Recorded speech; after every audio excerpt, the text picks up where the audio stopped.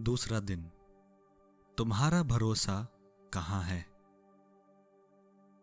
मेरे प्रिय, चुनाव तुम्हारा है और प्रश्न ये है कि तुम किस पर भरोसा करते हो। यदि तुम किसी दूसरे पर भरोसा करते हो तो तुम्हें घटी का सामना करना पड़ेगा। मेरे इस वचन पर ध्यान करो।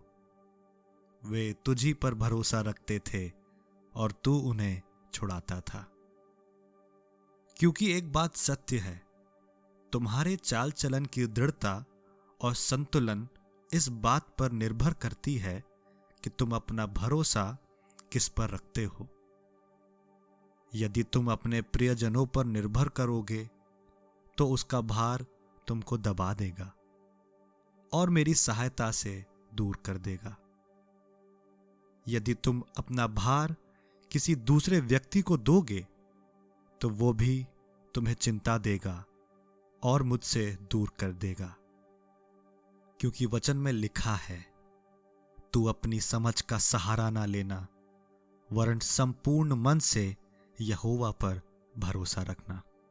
उसी को स्मरण करके सब काम करना, तब वह तेरे लिए सीधा मार्ग निकालेगा। जबकि मैं किसी भी व्यक्ति को तुम्हारी आवश्यकता पूरा करने के लिए नियुक्त कर सकता हूं, पर उस बात को मेरे अनुसार होने दो, ना कि स्वयं के। यह सत्य है कि कई बार तुम्हारे पास अपनी आवश्यकताओं को पूर्ण करने की सामर्थ होगी, परंतु उसको भी मेरी ओर से होने दो, ना कि अपने सीमित स्रोत के द्वारा। क्योंकि मेरा वचन कहता है, उदास मन दब जाता है, परंतु भली बात से वह आनंदित होता है।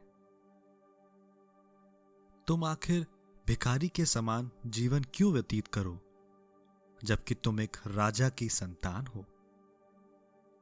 ध्यान करो कि मैं कौन हूं और यह भी कि तुम मेरे लिए कौन हो।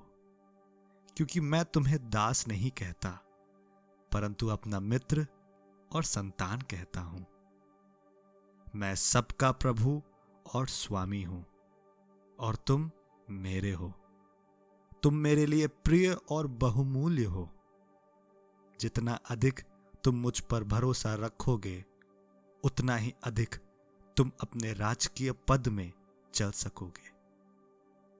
तुम अपने सिर और कंधों को ऊंचा करके उस सम्मान, बल और सुरक्षा में चल सकोगे जो मैं तुम्हें देता हूं।